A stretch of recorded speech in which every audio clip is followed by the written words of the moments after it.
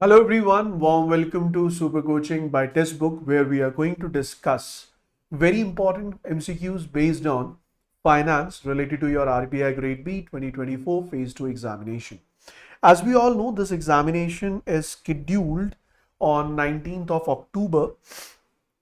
So today we will be moving ahead and we will be discussing many more questions related to finance, which will undoubtedly help you in clearing your upcoming examination. So without any further delay, let's start with the discussion. But before I start with the discussion, may I have a reply in the comment section that I'm audible, visible, everything is fine. We are good to go so that we can begin the discussion without any further delay. May I have a reply in the comment section? Are we good to go? So that we can begin the discussion without any further delay, guys. Quickly. Okay, thank you so much. Let's get started. Let's start with the first question of the evening.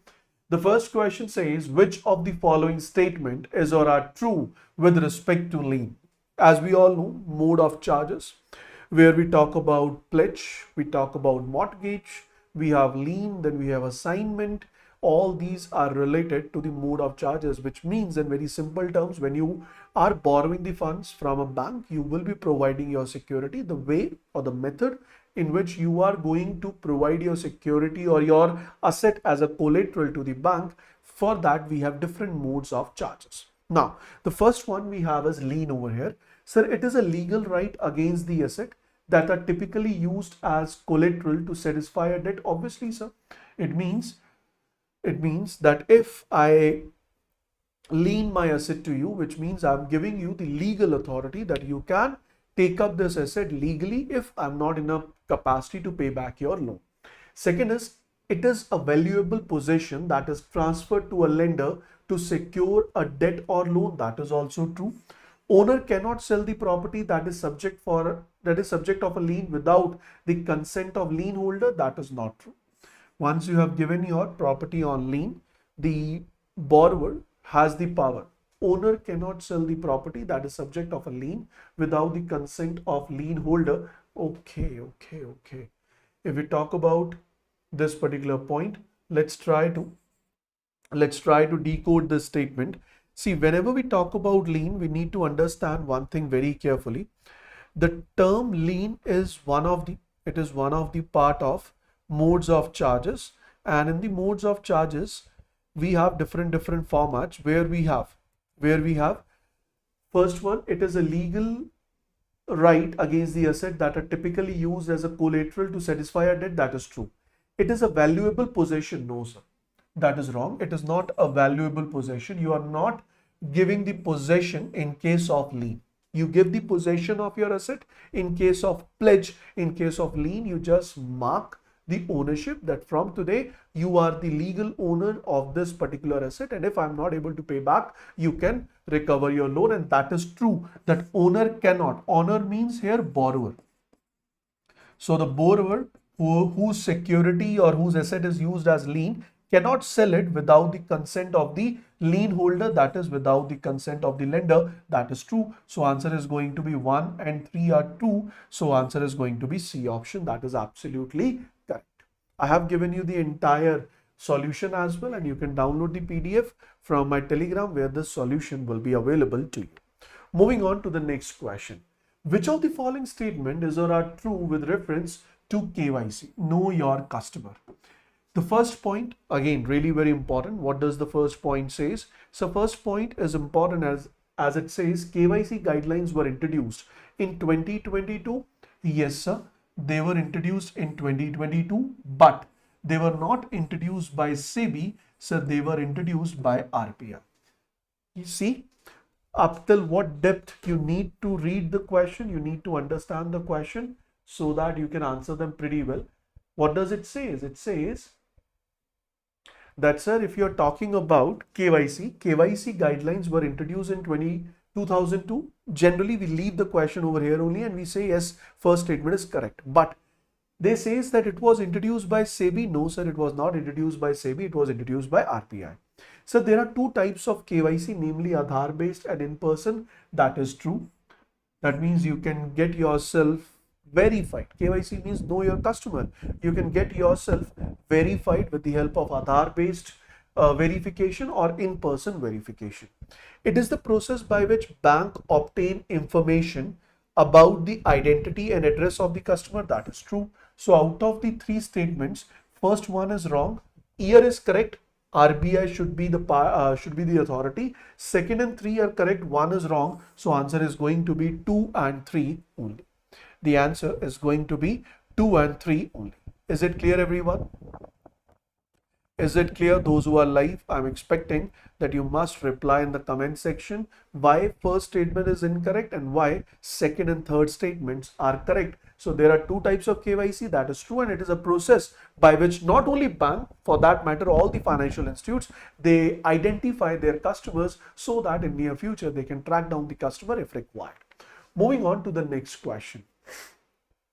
Line of credit and credit cards are the examples of which of the following types of loan? Are the examples of which of the following types of loan? It's a good question. If you are not able to understand what to answer by reading the question, you must read out the options so that you can get an idea what actually the examiner is trying to ask. See, secured loan, open loan, closed loan. So I don't know whether you have read this or not. Whenever we talk about loan, we classify the loan in we classify the loan into different categories on the basis of different parameters. So first, loan can be categorized on the basis of parameters. Loan can be categorized on the basis of parameters. Second point, loan can be categorized on the basis of parameters. Second point, loan can be categorized on the basis of security or on the basis of collateral. Third is loan can be categorized. Loan can be categorized. Let's keep it in this manner. So loan is classified into different categories on the basis of its parameters. So the first parameter on the basis of which loan is categorized, that is return procedure. That is return procedure and time, that when you are going to pay back the loan. Second, we have loan is categorized in different categories on the basis of security or collateral. That means the asset which you are going to give as a collateral. Last is we classify the loan in different categories on the basis of lending rate. On the basis of lending rate. So please pay attention. Return procedure and time. We have four types of loan in this category. One we have is open loan. What is open loan? So open loan is a type of loan where return procedure is not defined as well as return timeline is not fixed, which means you borrow loan today. If you wish, you can pay back tomorrow. If you are paying back after a month or 6 months, it's up to you. It's up to you. There's no fixed pattern predefined. That is known as open loan. Second term we have is closed loan. So what is closed loan? So closed loan is a type of loan where time period is defined, that I will be completing this loan after 5 years. Time period is defined, but while defining the time period is very clearly mentioned that the loan repayment will be done in lump sum. That means principal as well as interest both will be paid in the end of the loan period or in the end of the tenure, and that too in lump sum form. After that, we have open loan, then we have closed loan, then we have demand loan. In case of demand loan, again, so time is not defined. In case of demand loan, time is not defined, but repayment will be done on the demand of lender. Whenever lender will demand, there is a grace period given to the borrower, and then lump sum return will be given. Last we have is term loan. In case of term loan, time period is predefined and loan repayment is done in installments. Time period is predefined and loan repayment is done in installments. Then in case of security or collateral, we have secured loan, then we have partially secured loan, and we have unsecured loan, obviously depending upon the collateral which has been given. In case of lending rate, we have floating loan, which means lending rate is not fixed. It will change as per the market rate changes, as bank float or as bank changes its lending rates. Then we have fixed loan, where the lending rate of the loan is not going to be changed. It's not going to change. It's going to remain same. It's going to remain same. Last we have is a situation where we say that the lending rate will depend on inflation. Lending rates will depend on inflation. We call it as teaser loan. Where the lending rate will depend on the inflation rates. Whenever the inflation rate changes, your lending rates will change. That is known as teaser loan. Now, as per the given question, lines of credit and credit card are the examples of, so they are the examples of open-ended loan. Why? In case of lines of credit, a limit is assigned to you. You can use that limit as per your requirement, and you can make the repayment as per your will. Same as in the case of credit card. Credit card comes up with a billing cycle, but if you want, you can repay the amount which you have used before that bill cycle. Na? So that is an open loan. Whenever you want, you can withdraw. Whenever you want to pay back, you can pay back the loan. So the answer is going to be B option. That is undoubtedly correct. Next, what are the factors that affect sovereign credit risk? So whenever we talk about sovereign credit rating, it is basically the rating done for a nation. That means rating done for a country, that whether the country comes in investment grade or speculative grade, whether the risk to invest in the country is low or high, what is going to be the expectation on return on investment, that is sovereign credit rating. So while the sovereign credit rating is done, debt service ratio, that means what is the debt of on the country and what is the amount of interest country needs to pay, external debt, import ratio, economic policies, political policies, then we have balance of payment, and many other factors are used in order to measure the sovereign credit risk. But yes, personal income has nothing to do, because we are talking about sovereign. Sovereign means country. So in case of country, we are not concerned about the personal income. We are concerned about national income. We are concerned about GDP, but we are not concerned about personal income. So the answer is 1, 2, and 3 are correct. 1, 2, and 3 are correct, but unfortunately, fourth option is incorrect. So A option is going to be the answer. So these are the parameters, guys. Debt service ratio, external debt, import ratio, economic development, growth of domestic money supply, per capita income, GDP growth, rate of inflation, history of defaults. These are the parameters which are taken into consideration at the time of creating or at the time of framing the sovereign credit ratings. Moving on to the next question. The next question is related to base rate. As you can see, what is base rate? Actually, RBI has given methods on the basis of which bank is responsible to calculate its lending rates. So first of all, BPLR, benchmark prime lending rate, was introduced. So benchmark prime lending rate was introduced back in 2003, but it was replaced in 2010. Then base rate was introduced, and base rate was implemented from 2010 to 2016. Then base rate was replaced by MCLR, marginal cost of fund-based lending rate, 2016 to 2019. Then we have EBLR, external benchmark lending rate, since 2019. Now, if I talk about base rate, it was introduced in 2010. That is true. It is calculated on 4 parameters, including return on net worth. No, sir, this is wrong. It is calculated on 3 parameters. Base rate depends on the repo rate change by RBI. Base rate depends on repo rate change by RBI. Purely, this is not a correct statement. But yes, RBI want that if RBI is changing its repo rate, that should result or that should change undoubtedly the base rate, but there is no direct impact. And if there is no direct impact in that particular format, what will be our answer? So the answer to this particular question would be what? So the answer to this particular question should be,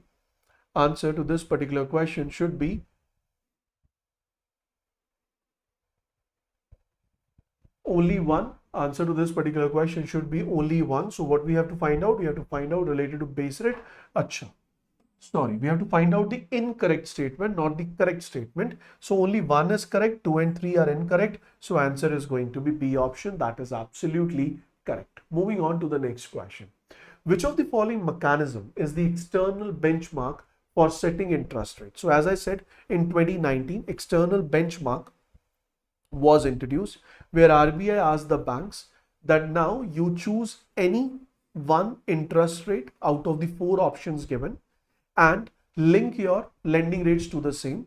Let's suppose you are linking your lending rate to repo rate and add a fixed amount. For example, repo rate plus 3% is going to be your lending rate. Whenever the repo rate is going to change, that same impact will be witnessed. The same impact will be witnessed on your lending rates as well. So EBLR, in order to set the lending rates, EBLR include first yield on 91 days. That is true. This is treasury bills. Then yield on 182 days treasury bill. That is also true. Any other benchmark market interest rate as developed by Financial Benchmark India Limited. That is also true. And the fourth factor and the most common factor is repo rate. So out of these four rates, bank can choose any one and bank can set and link their lending rates depending upon this. Is it clear, everyone? So answer is going to be what? 1, 2 and 3 are correct, but in total there are 4 parameters and the fourth one is repo rate. Bank can choose any one, link their lending rates to the same rate, add on their gap which include their cost of operation and their profits, then they will calculate the final lending rates. So answer is going to be 1, 2 and 3. Next question. Which of the following types of credit rating indicates relatively low to moderate credit risk and are typically less competitively priced? So out of the following, which of the rating is typically less competitively priced? What will be your answer? It is typically less competitively priced. What will be your answer? See, speculative grade rating means high risk and investment is not suggested. But investment grade ratings include low to moderate credit risk where decent return on investment is expected as well as your funds are safe in comparison to speculative grade. So answer to this particular question is going to be A option. Next question.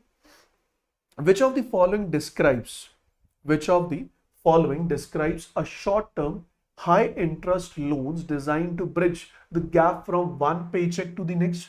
What does it mean? For example, guys, I'm a manufacturer. I'm manufacturing this board itself. Let's take the example of this board only. I'm manufacturing this board. Let's say I call it as smart board. So I have manufactured one smart board.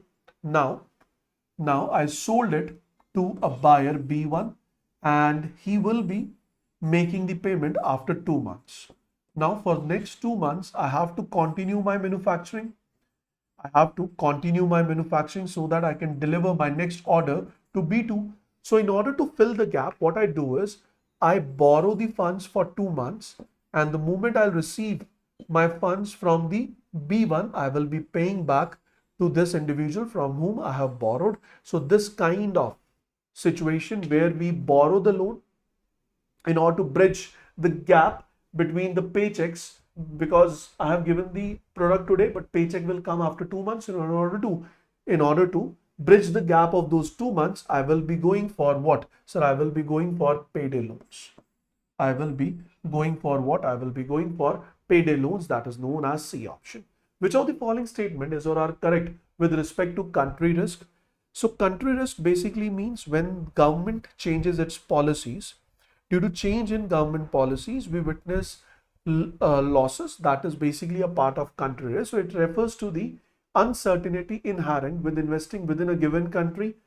Okay. It can be seen in emerging markets or countries that have severe deficit. Okay. It affects stocks, bonds, mutual funds within a particular country. So what is going to be the correct answer? Please pay attention.